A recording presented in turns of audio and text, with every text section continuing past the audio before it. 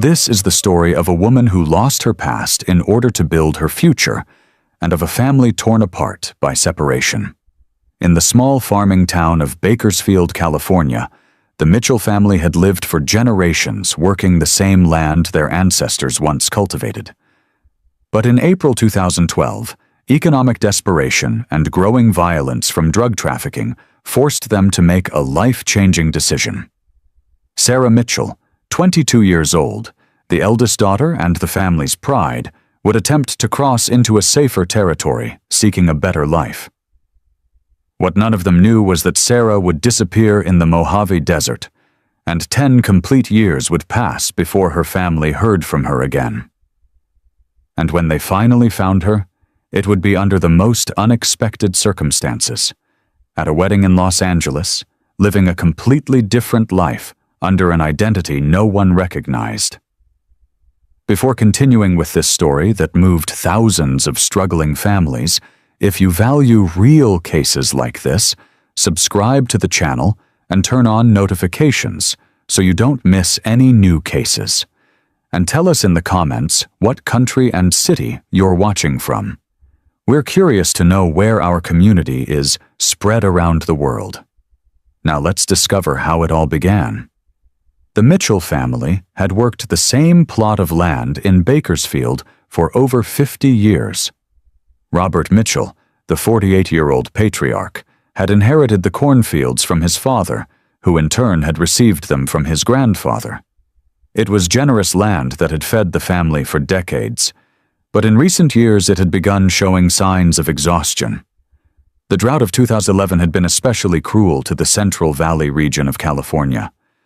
Fields that once produced abundant harvests now barely generated enough to feed the family. Robert woke up every dawn before sunrise, looked toward the sky hoping for clouds that never came, and returned home each night with empty hands and a heavy heart. Margaret Mitchell, his 45-year-old wife, had tried to supplement the family income by selling baked goods and preserves at the town's farmers market on weekends. But with the economic crisis hitting the entire region, even neighbors had little money to spend on luxuries like the pies she prepared with such care. The family had 2 daughters, Sarah, 22 years old, and Emma, 19. Sarah had always been the more ambitious of the 2. She had finished high school with the best grades in her class and had dreamed of studying nursing at Fresno State University. But college dreams required money the family simply didn't have. Emma, on the other hand, was quieter and more homebody. She helped her mother with household tasks and had learned to make the best apple pie in town. Unlike Sarah, Emma seemed content with the idea of eventually marrying some local boy and establishing her own family in Bakersfield. Sarah Mitchell wasn't a young woman who easily accepted the limitations of her environment. Since childhood, she had shown exceptional intelligence and a determination that surprised everyone who knew her. While her classmates dreamed of getting married and having children, Sarah talked about traveling, studying, seeing the world beyond the mountains surrounding her town. She was a beautiful young woman with long blonde hair inherited from her mother and her father's expressive blue eyes. But her beauty wasn't what drew the most attention to Sarah. It was her intelligence and her ability to see possibilities where others only saw obstacles. During her last year of high school, Sarah had worked as an assistant at the local clinic, helping Dr. Henderson with patients and administrative tasks. The job didn't pay much, but it had given her a vision of the medical world that fascinated her. She dreamed of becoming a nurse, maybe even a doctor, and returning to her town to help her community. But university costs were completely beyond the Mitchell family's reach. The tuition, books, housing in the city, everything together represented more money than the family could generate in several years of work. "Dad," Sarah had said to Robert one night after dinner, "I've been thinking about what we could do to get money for my studies." Robert had sighed, knowing his eldest daughter's persistence. "My dear, we've already talked about this. We don't have the resources to send you to university. Maybe in a few years when things get better." "But Dad," Sarah had insisted. "Things aren't going to get better here. The fields don't produce like they used to. The town is emptying because young people are leaving to look for work elsewhere. We have to think of something different." It was true. Bakersfield had lost almost half its young population in the last 5 years. The boys left to work at warehouses in LA or factories in San Francisco. The girls married young or followed their boyfriends to the cities. The idea that Sarah would cross into more prosperous territory didn't come up suddenly. It had been a conversation that developed over months in whispers after dinner, in meaningful looks between Robert and Margaret, when they thought the girls didn't see. The reality was that several young people from town had already made the journey north to better opportunities. Some had succeeded, sending money to their families from jobs in restaurants, construction, or cleaning in cities like San Francisco, Sacramento, or Portland. Others had disappeared in the attempt, their families left without news for years.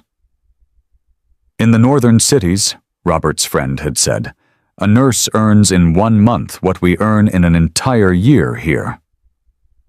The conversation had started as a fantasy, a way to mentally escape daily economic pressures. But gradually it had evolved into something more serious. Sarah had begun researching opportunities for nurses in Northern California, about programs that allowed people to obtain certifications, about communities that helped newcomers. "If I could get to Los Angeles," Sarah had said one night, "I could work while I study. I've heard there are programs for people like me who want to study medicine but need help." Robert had felt his heart break hearing the hope in his daughter's voice. As a father, he wanted to give her every opportunity in the world. As a practical man, he knew the risks involved in trying to make such a journey. "It's dangerous, my daughter," he had told her. "We've heard terrible stories about what happens to young women who attempt to travel alone." "I know, Dad," Sarah had responded. "But what alternative do I have? Stay here and marry the shopkeeper's son? Spend the rest of my life watching my town slowly die?"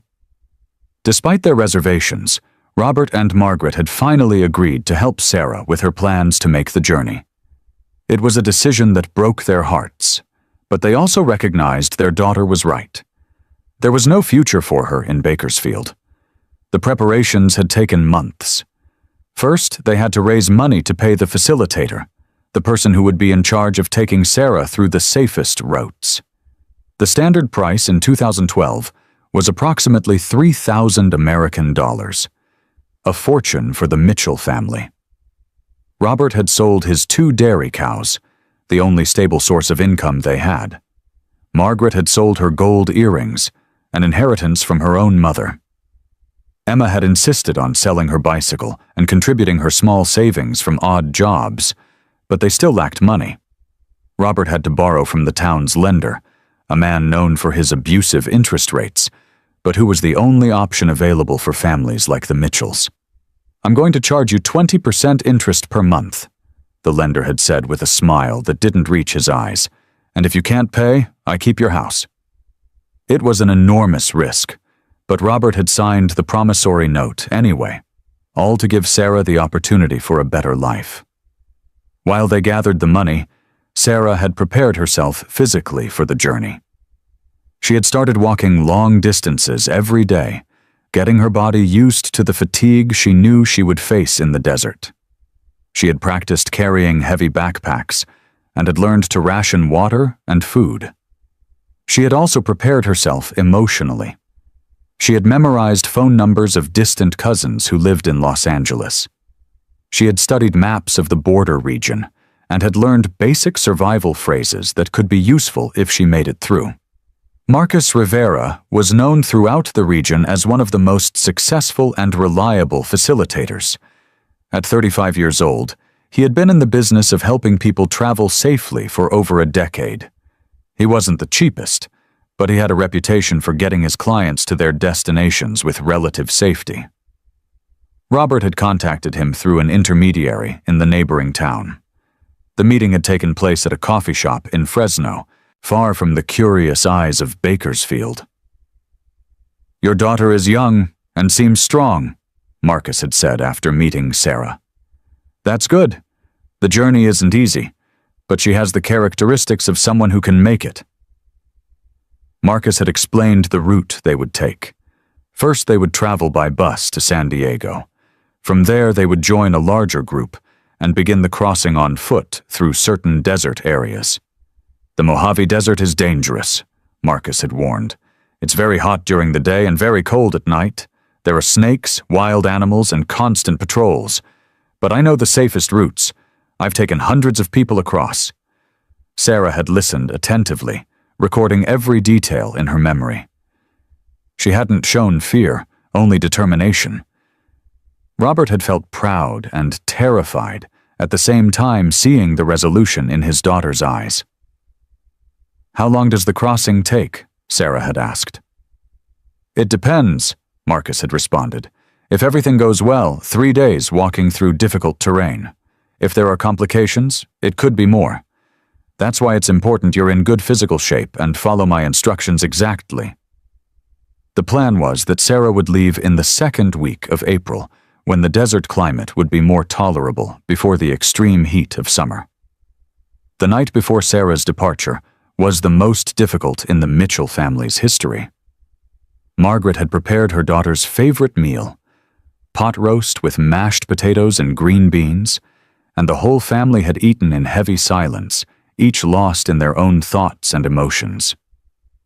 Emma had cried openly during dinner. Despite having only 3 years difference, the sisters had been inseparable throughout their lives. The idea of separating, possibly forever, was devastating for both. "Promise you'll write as soon as you arrive," Emma had said, clutching her sister's hand. "I promise I'll send you a letter every week," Sarah had responded. "And as soon as I can, I'll send you money so you can study too if you want." Robert had spent the evening giving Sarah practical advice about the journey and about life in the big cities. He had taught her how to hide money in different parts of her clothing, how to recognize danger signs, and how to contact the family in case of emergency. "Remember," Robert had told her, "don't trust anyone except Marcus until you reach Los Angeles. There are many bad people who take advantage of travelers." Margaret had packed a small suitcase with the most durable clothing they had, plus some family mementos Sarah could carry with her. A photo of the family, a cross necklace that had belonged to her grandmother, and a letter written by Emma with all her favorite thoughts and memories of her sister. The farewell at the Fresno bus station at 5 in the morning on April 15th, 2012, was heartbreaking. Sarah had boarded the bus that would take her to San Diego with tears running down her face, turning back to see her family for what might be the last time. Robert had run alongside the bus as it started, shouting, "I love you, my daughter. Be careful. We'll see you soon." But they didn't know they wouldn't see her soon. They didn't know 10 years would pass before they had news of Sarah. And they didn't know that when they finally found her, she would be a completely different woman, living a life none of them could have imagined. Sarah arrived in San Diego after 8 hours of bus travel. Marcus was waiting for her at the station, accompanied by 7 other travelers who would also attempt to make the crossing. 3 young men from rural Texas, a couple from New Mexico, an older woman from Nevada, and a teenager barely 16 from Arizona. "This is our group," Marcus had announced. "For the next few days we're going to be a family. We take care of each other, we help each other, and we follow my instructions to the letter." The group spent 2 days in a safe house on the outskirts of San Diego, a modest construction where Marcus kept travelers while finalizing preparations for the crossing. The house was run by a woman named Linda, who had made the journey herself years ago, and now helped others. During those 2 days, Sarah became especially friendly with Rosa, the 45-year-old woman from Nevada, who was traveling alone after her husband had died in an accident. Rosa had 2 teenage children waiting for her in Los Angeles, where they lived with her sister. "I'm scared," Rosa had confessed to Sarah one night, "but my children need me. Their aunt is sick and can't take care of them much longer." Sarah had felt an immediate connection with Rosa. Both were strong women who had made difficult decisions to improve their families' lives. During the long hours of waiting in the safe house, they had told each other their stories and had made plans about how they would help each other once they reached Los Angeles. On April 18, 2012, at 3 in the morning, Marcus woke the group. It was time to begin the crossing. They had loaded their backpacks with enough water for 3 days, canned food, and change of clothes. Marcus carried a GPS, a satellite phone, and a first aid kit. "From this moment," Marcus had said, "we make no unnecessary noise. We walk in single file. We follow exactly the route I mark. And if anyone has problems, raise your hand silently." The group had started walking through the desert under the starlight. The night air was cool, almost cold, a marked contrast with the suffocating heat they knew they would face during the day. The first hours had gone well. The terrain was relatively flat, and the group maintained a constant pace. Sarah felt strong and optimistic. Each step brought her closer to her new life. But what none of them knew was that Border Patrol had intensified their operations in that specific area during that week. And what they also didn't know was that other criminal groups, more dangerous than police, also operated in that desert region.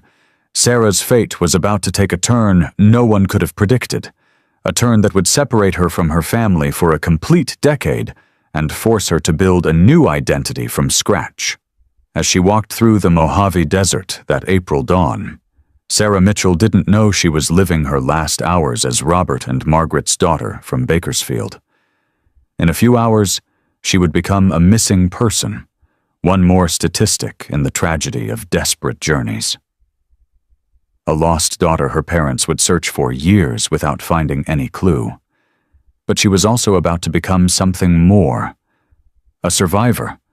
A woman who would find the strength to completely reinvent herself and build a new life from the ashes of the one she had lost. The second day of walking had started well. The group had rested during the hottest hours of the previous day, hidden under the scarce shade of some Joshua trees, and had resumed the march at dusk. Sarah felt strong despite the accumulated fatigue and the blisters that were beginning to form on her feet. Marcus had been especially vigilant that morning, constantly consulting his GPS and stopping frequently to listen.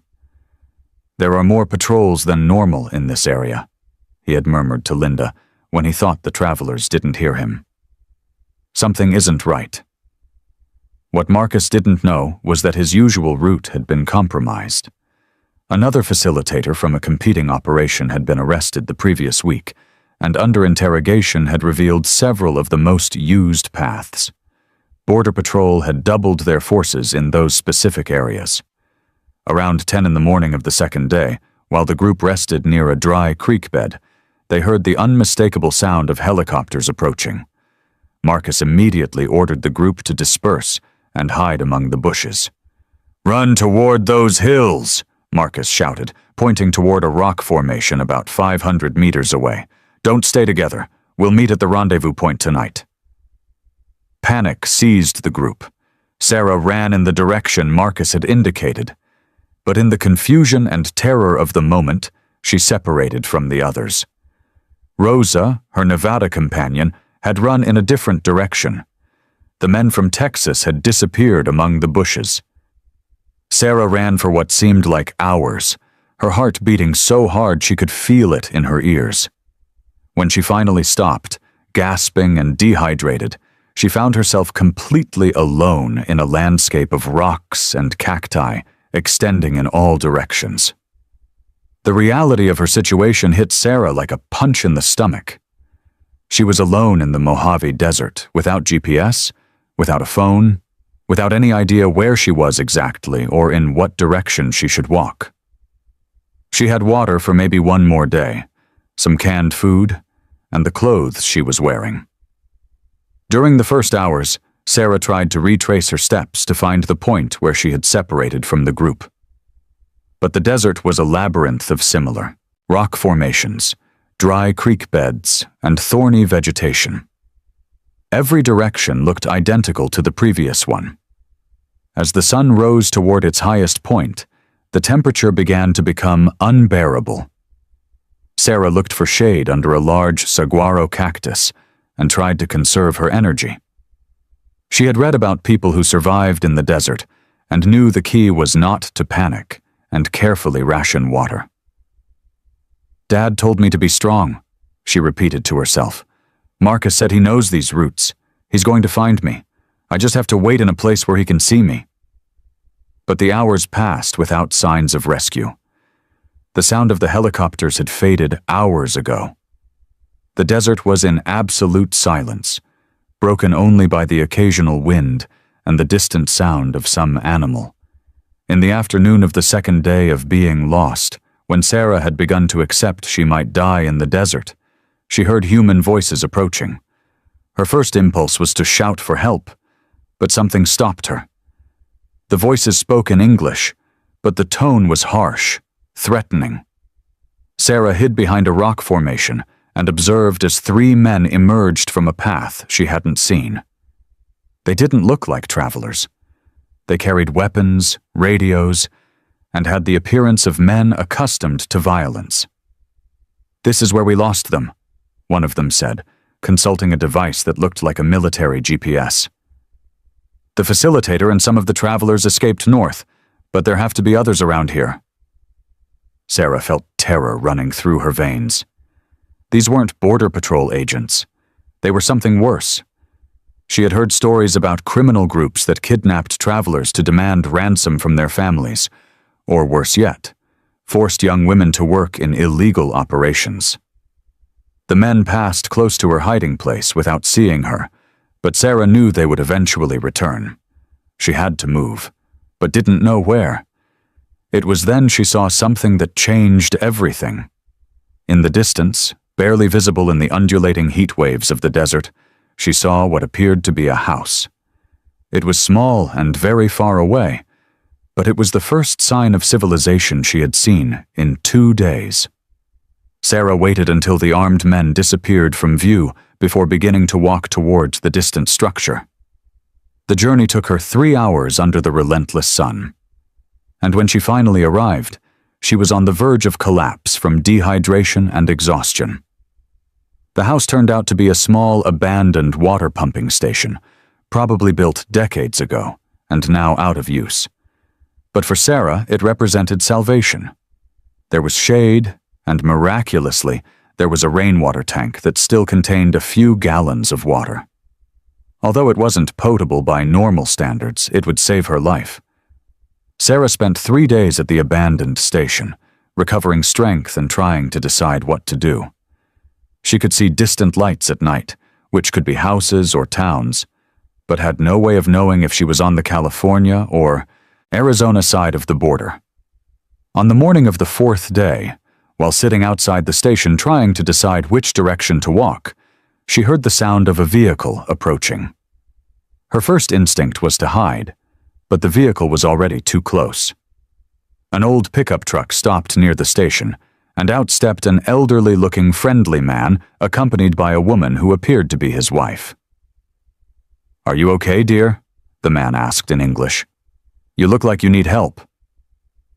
The man was named Frank Johnson, and although he had been born in Arizona, his parents had migrated from California decades ago. He and his wife Linda lived on a small ranch about 20 kilometers from the border on the American side. They had come to the pumping station to check some water meters for the park service.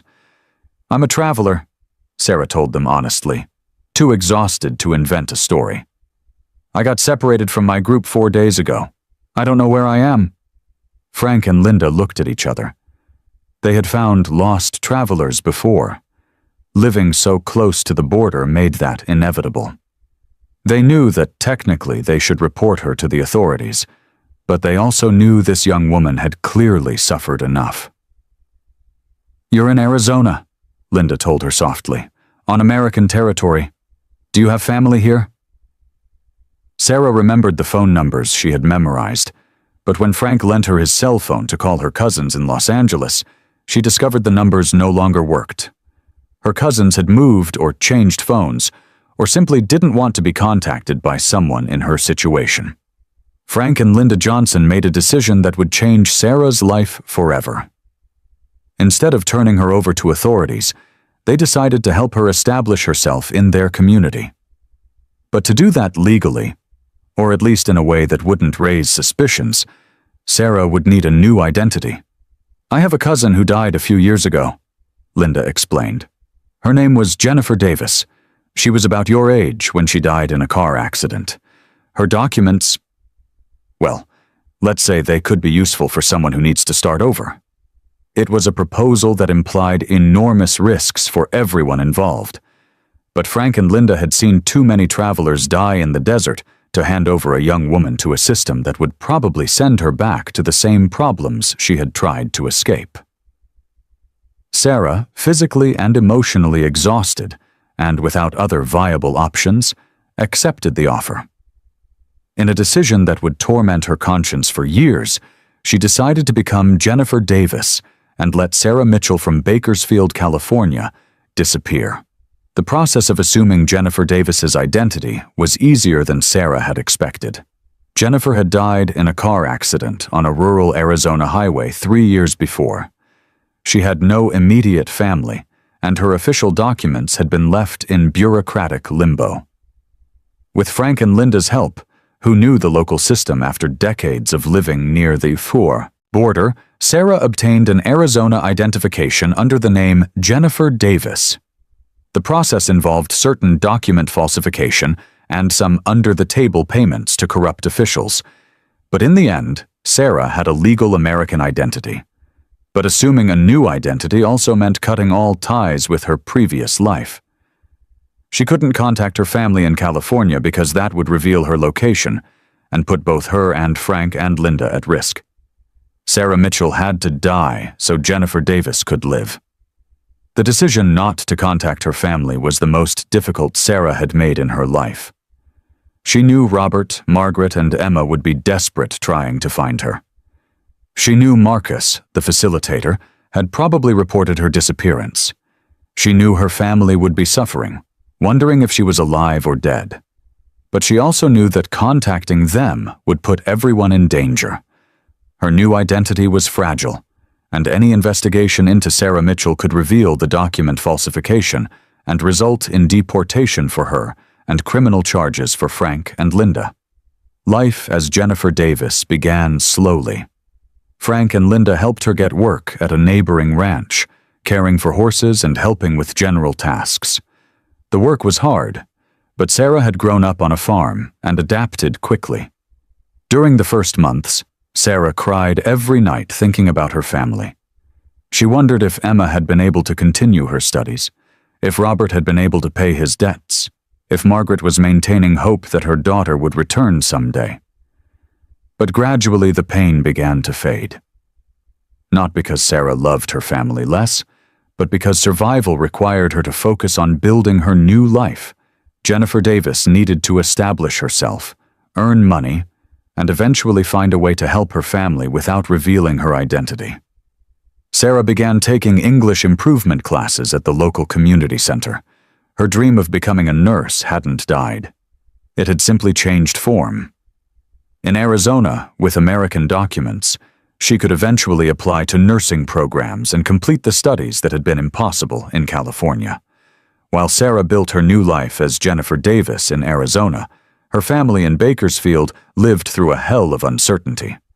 When Marcus had managed to escape the Border Patrol raid, he had counted only 6 of the 8 travelers who had started the journey with him. Sarah and Rosa, the woman from Nevada, had disappeared during the confusion. Marcus had spent 2 days searching for them in the desert before finally admitting defeat and returning with the travelers he had managed to gather. The phone call to Robert had been devastating. "I'm so sorry," Marcus had said. "Your daughter separated from the group during a raid. I searched everywhere but couldn't find her. It's possible she was arrested by authorities." Robert had traveled immediately to San Diego to begin a search on his own. He had visited every detention center in the border region, asking for Sarah. He had contacted human rights organizations that worked with travelers. He had even crossed into difficult territory himself, walking through the desert for days searching for any trace of his daughter. But Sarah Mitchell had disappeared, as completely as if she had never existed. There were no records of her arrest, no reports of her body being found in the desert, no testimonies from other travelers who had seen her. During the following 10 years, the Mitchell family never stopped searching for Sarah. Robert had spent all his savings and gone deeper into debt traveling throughout California and the Southwest following false leads and rumors. Margaret had developed an obsessive routine of contacting missing persons organizations, hospitals, and morgues. Every unidentified body of a young woman found in the desert caused Robert to drive hundreds of miles to confirm it wasn't Sarah. Emma had channeled her pain into activism. She had become an advocate for the rights of missing persons, working with organizations that helped families like hers search for their loved ones. She had learned advanced search techniques and had frequently traveled throughout the West, distributing flyers with Sarah's photo in communities across California, Arizona, and Nevada. The house in Bakersfield had become an unofficial sanctuary for families of missing persons. Margaret cooked for parents who came from other states searching for their children.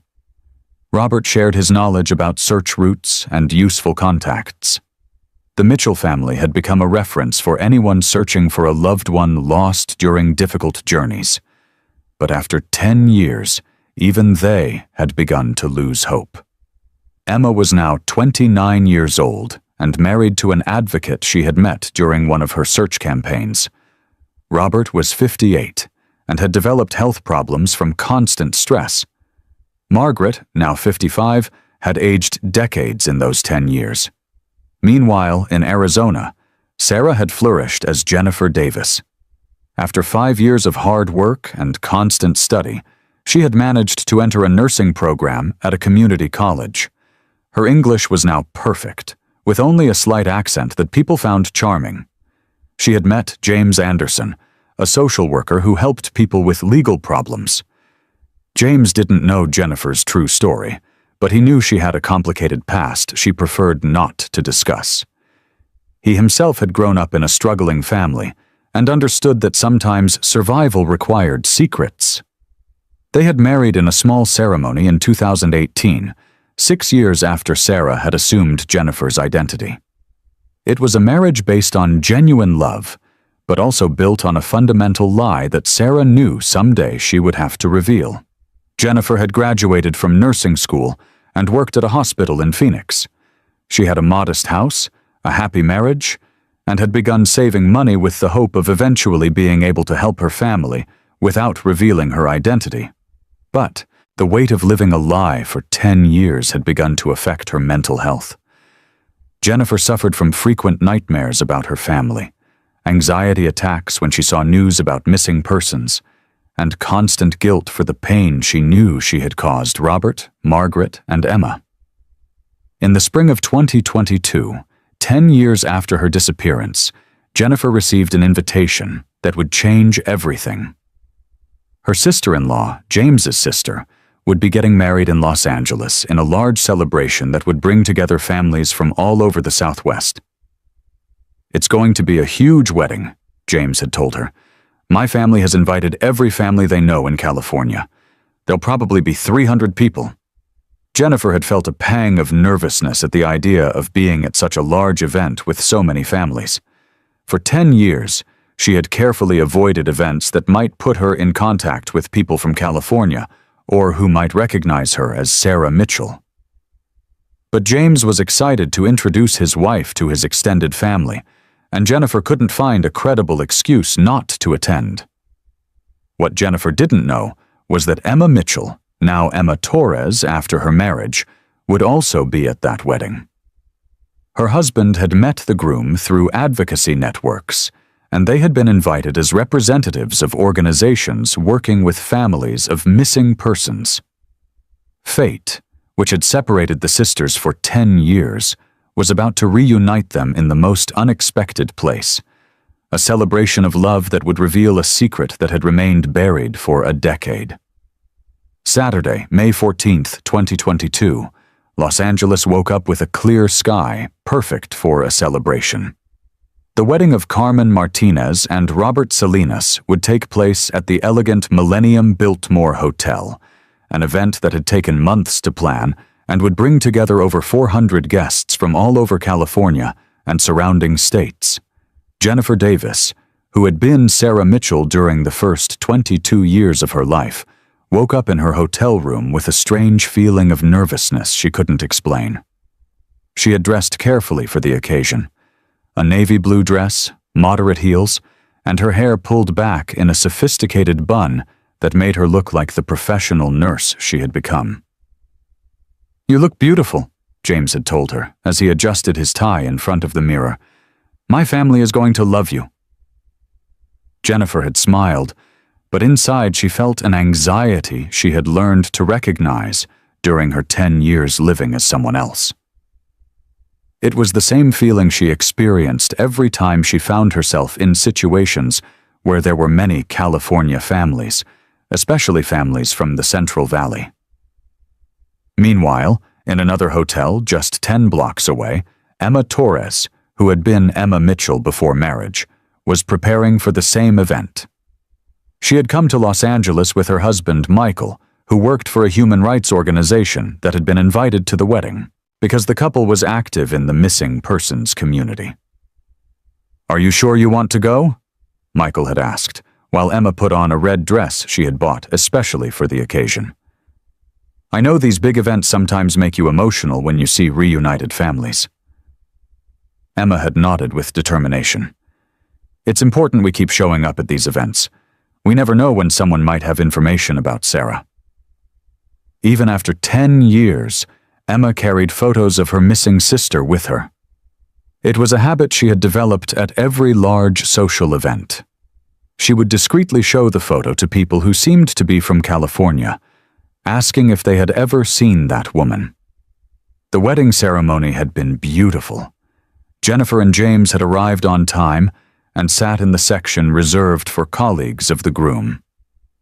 Jennifer had observed the gathered families, feeling the familiar pang of pain seeing sisters hugging, mothers crying with happiness, and complete families celebrating together. During the reception, while James conversed with other social workers about immigration policies, Jennifer had decided to get some fresh air. She went out to the hotel patio where several groups of guests had gathered to talk and take photographs. It was there, standing next to an ornamental fountain under the golden lights of the California sunset, where fate finally intervened. Emma had gone out to the patio with the same intention, briefly escape the noise of the celebration. She was carrying a glass of champagne in her hand and was watching a newlywed couple taking photos when her gaze directed toward a woman standing alone by the fountain. The woman was elegant, well-dressed, with the posture of someone who had received education and had successfully established herself in life. But there was something in her profile, in the way she tilted her head when thinking, that made Emma's heart stop. For 10 years, Emma had dreamed of this moment. She had imagined hundreds of different scenarios in which she would find her sister. In a hospital, working in a store, walking down a street. But she had never imagined finding her at an elegant wedding in Los Angeles, dressed like a successful professional. "Sarah," Emma whispered, her voice barely audible over the sound of the fountain. Jennifer froze. For 10 years, no person had spoken that name in her presence. She turned slowly, expecting to see a stranger who had made a mistake. But when her eyes met Emma's, the world stopped. "Oh my God, Sarah, is it you?" Emma shouted, the champagne glass falling from her hands and crashing against the ground. "My sister, you're alive!" Jennifer felt as if all the air had been sucked from her lungs. After 10 years of living in constant fear of this moment, it had finally arrived. Her younger sister, now an adult woman of 29 years, stood in front of her with tears running down her face. "Emma?" Jennifer whispered, her voice breaking. "My little Emma." The two sisters ran toward each other and embraced with an intensity that made several other guests stop to watch. It was an embrace of 10 years of pain, of desperate searching, of sleepless nights wondering if the other was alive. "We've been searching for you for 10 years, Emma sobbed in her sister's ear. "Dad and Mom, they never lost hope. We never stopped looking for you." Jennifer cried like she hadn't cried in a decade. All the pain she had repressed, all the guilt for abandoning her family, all the loneliness of living as another person came out in a torrent of tears. "I'm sorry," Jennifer managed to say between sobs. "I'm so sorry. I wanted to contact you, but I couldn't. I couldn't risk—" "It doesn't matter," Emma interrupted. "None of that matters. You're alive now. You're here. That's all that matters." The embrace between the sisters had begun to attract attention. Other guests had approached, concerned about what appeared to be an emotional crisis. James had come out to the patio looking for his wife, and had found the surreal scene of Jennifer crying in the arms of a stranger. "Jennifer, are you okay?" James asked. "What's happening?" Jennifer separated from Emma and looked at her husband. It was the moment she had feared for 6 years of marriage, having to reveal the truth about who she really was. "James," Jennifer said, her voice still trembling with emotion. "There's something I need to tell you. Something I should have told you a long time ago." Emma looked between Jennifer and James, beginning to understand the situation was more complicated than she had initially thought. "James," Jennifer continued, taking her husband's hands. "My name isn't Jennifer Davis. My real name is Sarah Mitchell. This is my sister Emma. I disappeared 10 years ago crossing difficult territory, and my family has been searching for me ever since." James looked at her as if she had started speaking a foreign language. The woman he had been married to for 6 years, the woman he loved, had just revealed that her entire identity was a lie. "I don't understand," James said slowly. "What do you mean your name isn't Jennifer? We have marriage certificates, identifications, bank accounts." "Everything is based on false documents," Jennifer admitted. "I had to do it to survive. When I got lost in the desert, a couple helped me obtain the identity of a woman who had died. It was the only way to build a life here." Michael Torres, Emma's husband, had arrived at the patio looking for his wife and had found the dramatic scene. When Emma quickly explained what had happened, Michael felt a mixture of joy and professional concern. As a lawyer specializing in immigration and identity cases, Michael immediately understood the legal implications of what Jennifer had revealed. Living under a false identity was a serious federal crime, especially if she had used that identity to obtain employment, benefits, or to marry. "We need to talk about this. Privately," Michael told Jennifer. "I understand why you did what you did, but the legal situation is very complicated." James was still in shock. "So our marriage isn't legal. The last 6 years have been a lie." "Our love hasn't been a lie," Jennifer said desperately. "Everything you feel for me, everything we've built together, that's real. Only my name was false." The group had found a private area in the hotel garden where they could talk without the curiosity of other guests. Jennifer had told her entire story: the poverty in Bakersfield, the decision to seek better opportunities, getting lost in the desert, finding Frank and Linda Johnson, and the decision to assume Jennifer Davis's identity. "Why did you never contact us?" Emma asked, her initial joy now mixed with pain. "Do you know what Dad and Mom have suffered? Dad has aged 20 years in these 10. Mom developed health problems from the stress." "Because contacting you would have put everyone in danger," Jennifer explained. "My false identity is fragile. Any investigation into Sarah Mitchell could have led authorities to me, to Frank and Linda who helped me, to you. I couldn't risk that." Michael had been listening as a lawyer, evaluating options. "The situation is complex," he finally said, "but there are precedents. There are programs for victims of human trafficking, for people who were forced to use false identities to survive. We could build a case." James had been silent during much of the conversation, processing the revelation that his entire life had been based on a lie. Finally, he spoke. "I need time to process this," he said. "I understand why you did it, but this changes everything. I need time to think." Despite the legal and emotional complication, Emma was determined to reunite Sarah with their parents as soon as possible. "Dad and Mom deserve to know you're alive," she insisted. "They've suffered enough." Jennifer knew Emma was right, but she also knew the reunion would have to be handled carefully. "How are they?" she asked. "Are they okay?" Emma told her about the 10 years that had passed, how Robert had spent all his savings searching for her, how Margaret had developed chronic anxiety, how they had become advocates for families of missing persons. "They never stopped believing you were alive," Emma said. "Even when everyone else lost hope, they kept searching." That night, in Jennifer's hotel room, the two sisters spent hours talking. Emma showed her photos from the last decade, Robert with more gray hair and wrinkles, Margaret thinner and more fragile, the house in Bakersfield converted into an unofficial center for families of missing persons.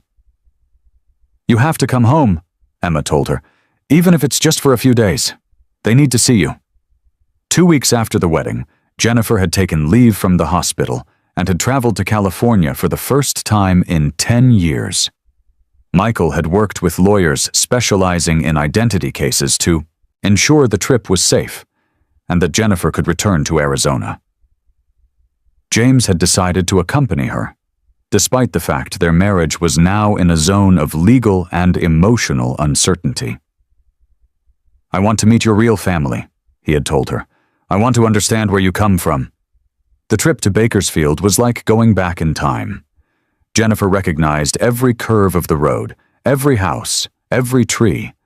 But she also noticed the changes: fewer people on the streets, more abandoned houses, signs of the massive migration that had emptied many rural California towns. Robert and Margaret were waiting at the door of the house when the car stopped.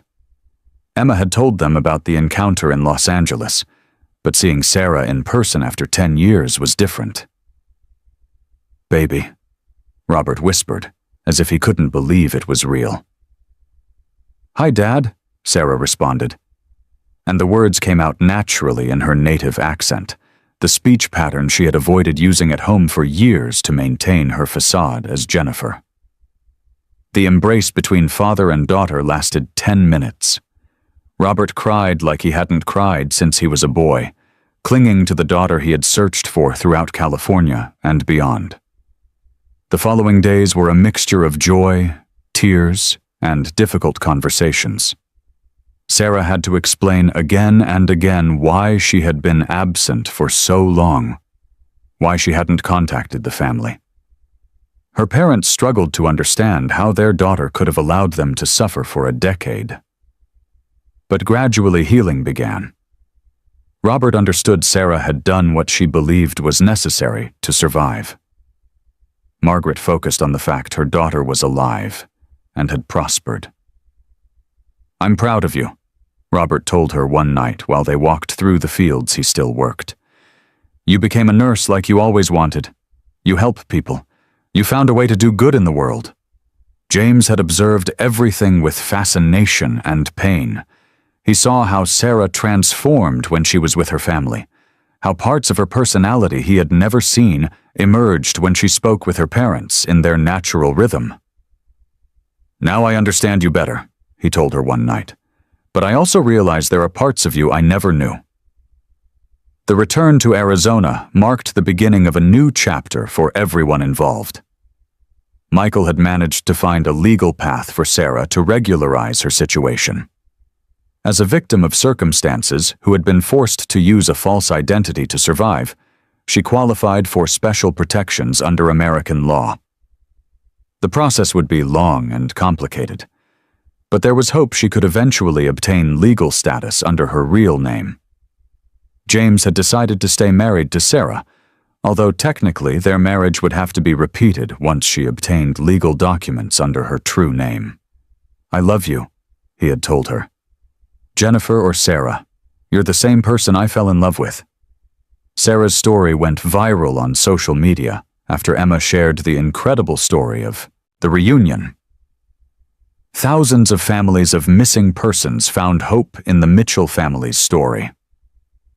"If Sarah could survive and prosper," other mothers said, "maybe our children can too." Sarah used her newfound visibility to advocate for reforms and to support organizations helping families of missing persons. She became a symbol of hope and resilience. 1 year after the reunion at the wedding, the Mitchell family gathered again in Bakersfield to celebrate the first anniversary of Sarah's return. This time the celebration was intentional and planned. Robert had managed to pay off his debts with the money Sarah had begun sending from Arizona. Margaret had recovered her health and spirit. Emma continued her work as an advocate, but now with her own sister's success story as inspiration. "We never lost faith," Margaret said during the celebration. "We knew that someday our 2 daughters would be sitting at this table again." Sarah looked around the table at her aged but happy parents, at her sister transformed into a strong woman, at James who had accepted all the complexity of her story and felt complete for the first time in 10 years. She had lost a decade with her family, but she had gained a new life, a new identity, and the strength that comes from surviving the impossible. The girl who had left Bakersfield had returned as a woman who had learned that identity isn't in the documents one carries, but in the people one loves and who love you back. "I'm home," Sarah murmured. And for the first time in 10 years, those words were completely true. This extraordinary story reminds us that family love can overcome any obstacle, even a decade of separation and pain. If you value real cases like this that end with hope and reunification, subscribe to the channel and turn on notifications so you don't miss any new cases. Sarah Mitchell's story demonstrates that sometimes the people we search for are closer than we imagine, living new lives we never could have predicted. Tell us in the comments if you know similar stories of families reunited after years of separation. Remember to share this video so other families searching for their loved ones never lose hope. Sometimes fate finds a way to reunite the people who are destined to be together.